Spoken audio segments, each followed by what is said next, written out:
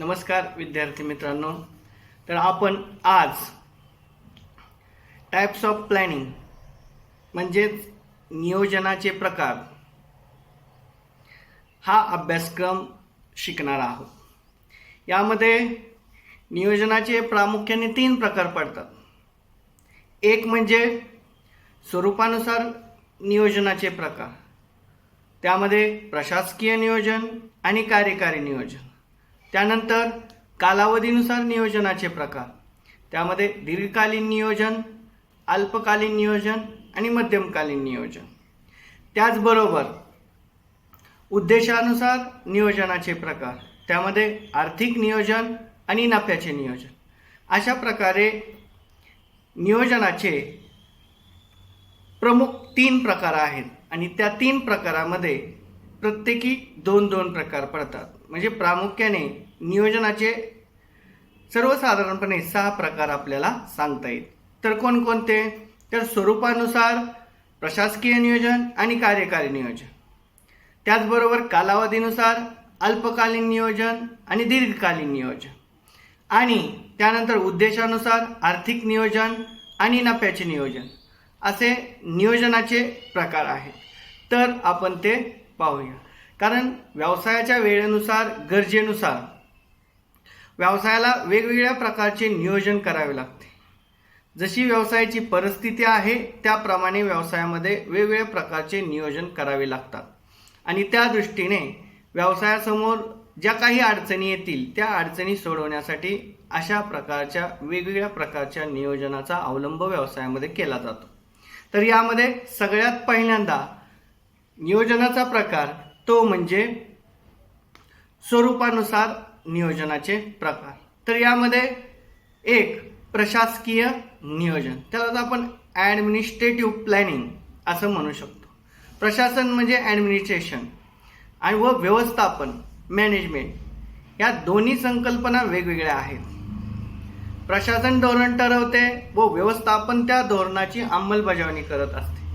प्रशासकीय नियोजन हे सामान्यतः दीर्घकालीन नियोजन असते. या प्रकारच्या नियोजनात संपूर्ण संघटनेचा व संघटनेतील प्रत्येक विभागाचा दीर्घकालीन विचार करण्यात येतो. या प्रकारचे नियोजन उच्च पातळीवर व्यवस्थापन करीत असल्यामुळे याला वरिष्ठ पातळीवरील नियोजन असेही म्हणतात, टॉप लेवल प्लॅनिंग. या प्रकाराच्या नियोजनात प्रामुख्याने उत्पादन प्रकार, उत्पादनाचे प्रमाण, उत्पन्नाचे प्रमाण, गुंतवणूक धोरण इत्यादी बाबीचे नियोजन आढळते. त्यामुळे प्रशासकीय नियोजन हे प्रामुख्याने नियोजनामध्ये महत्त्वाचे समजले जाते. थोडक्यात या नियोजनामध्ये काय लक्षात ठेवायचं आहे? तर व्यवसायामध्ये प्रशासन आणि व्यवस्थापन या दोन्ही संकल्पना वेगळ्या आहेत. प्रशासन धोरण ठरवते तर व्यवस्थापन धोरणाची अंमलबजावणी करते. प्रशासकीय नियोजन सामान्यतः दीर्घकाळासाठी केले जाते, म्हणून संपूर्ण संघटनेच्या प्रत्येक विभागासाठी स्वतंत्र नियोजन केले जाते. या प्रकारचं नियोजन वरिष्ठ पातळीवरील व्यवस्थापन करत असल्याने, उच्च पातळीवरील व्यवस्थापन करत असल्याने त्याला वरिष्ठ पातळीवरील नियोजन असे म्हणतात, टॉप लेवल प्लॅनिंग. या प्रकारच्या नियोजनामध्ये प्रामुख्याने कोणत्या प्रकारचं कार्य केलं जातं? तर उत्पादनाचे प्रकार, प्रमाण, उत्पन्नाचे प्रमाण, गुंतवणूक आणि धोरण इत्यादी बाबीचं नियोजन यामध्ये केलं जातं. त्यानंतरचं स्वरूपानुसार नियोजनाचा पुढचा भाग येतो तो म्हणजे कार्यकारी नियोजन. त्याला आपण म्हणतो ऑल्टरनेटिव्ह प्लॅनिंग. बघा, यामध्ये कार्यकारी नियोजनाचे स्वरूप प्रशासकीय नियोजनापेक्षा थोडे वेगळे आहे. विशिष्ट प्रकल्प पूर्ण करण्यासाठी पायाभूत क्रिया निश्चित करणे कार्यकारी नियोजनात अभिप्रेत आहे. साहजिकच या प्रकारच्या नियोजनात सर्वच बाबीचा सखोल व तपशीलवार विचार केला जातो.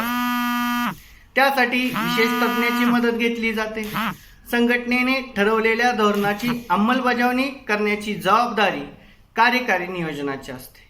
खरेदी, यामध्ये या नियोजनात कोणकोणत्या प्रकारचं कार्य केलं जातं? तर प्रामुख्याने खरेदी विभाग, विक्री विभाग, उत्पादन विभाग इत्यादी विभागाचे कार्य या कार्यकारी नियोजनामध्ये केले जातं. कार्यकारी नियोजन म्हणजे थोडक्यात ज्या नियोजनामध्ये प्रत्यक्ष कार्यात सुरुवात केली जाते त्याला कार्यकारी नियोजन असे म्हणतात.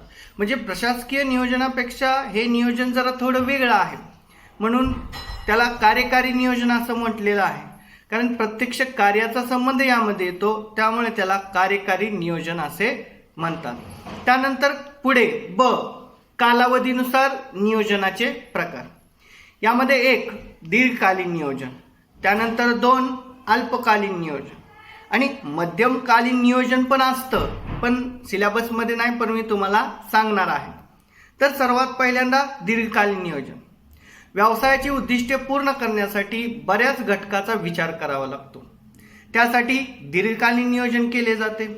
दीर्घकाळाचा विचार करून तयार करण्यात येणाऱ्या नियोजनाला दीर्घकालीन नियोजन असते. बघा, दीर्घकाळाचा विचार करून तयार करण्यात येणाऱ्या नियोजनाला दीर्घकालीन नियोजन असे म्हणतात. दीर्घकाळ म्हणजे किती काळ हे ठरवणे अवघड असते, कारण प्रत्येक व्यवसायाचे स्वरूप व आकार आणि प्रकारानुसार हा दीर्घकाळ ठरवण्यात येतो. तरी पण सर्वसाधारणपणे 5 वर्ष व त्यापेक्षा अधिक काळ म्हणजे दीर्घकाळ समजण्यात येतो. काही व्यवसायात 10 ते 15 वर्ष कालावधी असू शकतो. काही व्यवसायामध्ये दीर्घकाळाचा कालावधी किती असू शकतो? 10 ते 15 वर्षाचा असू शकतो. त्यामुळे त्याला दीर्घकालीन नियोजन असे म्हणतात. बघा, पुन्हा एकदा मी सांगतो. बघा, व्यवसायाची उद्दिष्टे पूर्ण करण्यासाठी बऱ्याच घटकाचा विचार करावा लागतो, त्यासाठी दीर्घकालीन नियोजन करावे लागते. दीर्घ कालावधीचा विचार करून जे नियोजन केले जाते त्याला दीर्घकालीन नियोजन असे म्हणतात.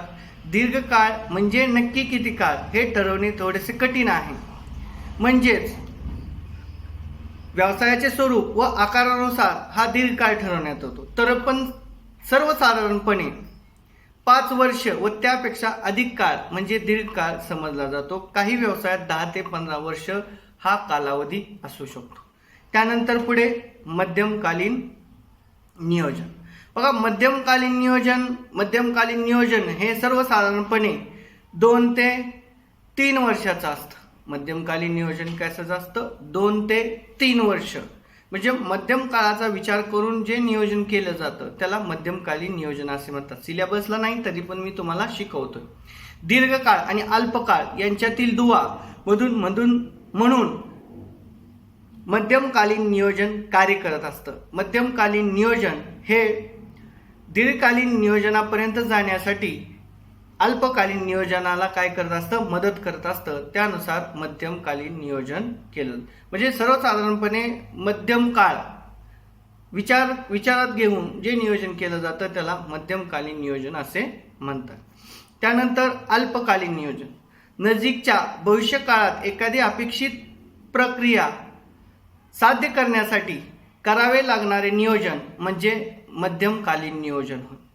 असे नियोजन कमीत कमी 6 ते जास्तीत जास्त 12 महिने मुदतीचे असू शकते. म्हणजे नजीकच्या काळाचा विचार करून जे नियोजन केलं जातं त्याला अल्पकालीन नियोजन असे म्हणता येईल. म्हणजे अल्पकालीन नियोजन त्याचा कालावधी 6 महिने ते 12 महिन्याचा असू शकतो. एखाद्या कार्याची अंमलबजावणी करण्यासाठी अशा प्रकारचं नियोजन उपयुक्त ठरतं.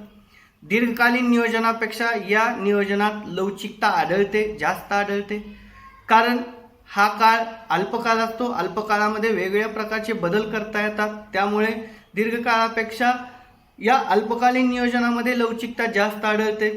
त्याचबरोबर यामध्ये कोणकोणत्या प्रकारची कार्ये अल्प नियोजनामध्ये केली जातात? तर यामध्ये व्यवसायाचे स्वरूप, प्रकार, स्थान, प्रक्रिया, गुणवत्ता इत्यादी घटकावर हे नियोजन अवलंबून असते.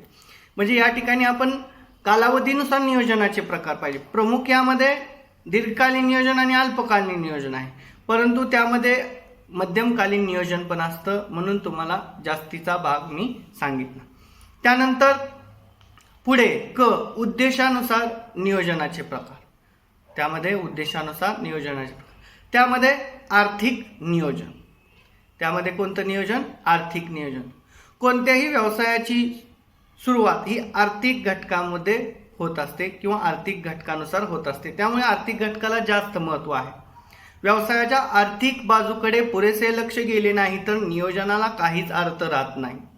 म्हणूनच व्यवसायाची आर्थिक बाजू भक्कम करण्यासाठी प्रत्येक व्यवसायात आर्थिक नियोजन आवश्यक आहे.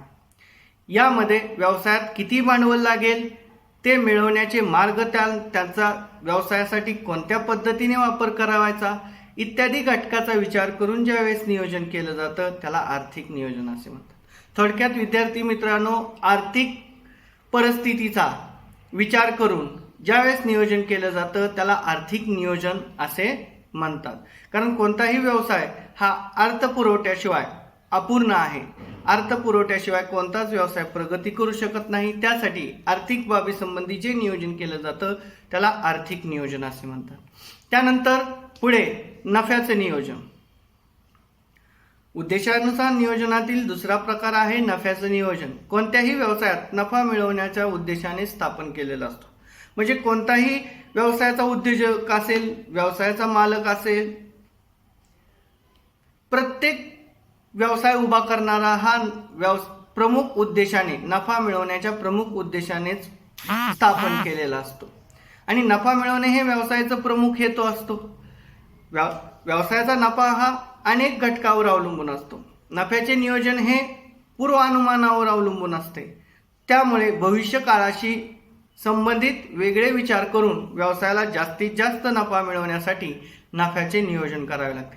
सर्वसाधारणपणे सर्वच प्रकारच्या व्यवसायात कळत न कळत नफ्याचे नियोजन केले जाते. कारण नफ्याचे नियोजन केल्यानंतर व्यवसायाची प्रगती होते आणि त्याचबरोबर व्यवसायाचा विकास होतो. त्यासाठी व्यवसायामध्ये नफ्याचं नियोजन अतिशय महत्त्वाचं आहे. अशा पद्धतीने आपण नियोजनाचे प्रकार पाहिले. तर प्रामुख्याने यामध्ये स्वरूपानुसार नियोजनाचे प्रकार आहेत. त्यामध्ये स्वरूपानुसार आपण प्रशासकीय नियोजन आणि कार्यकारी नियोजन पाहिलं. त्यानंतर ब आहे कालावधीनुसार नियोजनाचा प्रकार. त्यामध्ये दीर्घकालीन नियोजन आणि अल्पकालीन नियोजन आहे. त्यानंतर क आहे उद्देशानुसार नियोजनाचे प्रकार. उद्देशानुसार नियोजनाच्या प्रकारामध्ये परत आर्थिक नियोजन आणि नफ्याचे नियोजन, अशा पद्धतीने नियोजनाचे प्रकार पाहिले. इथंच थांबूया. धन्यवाद.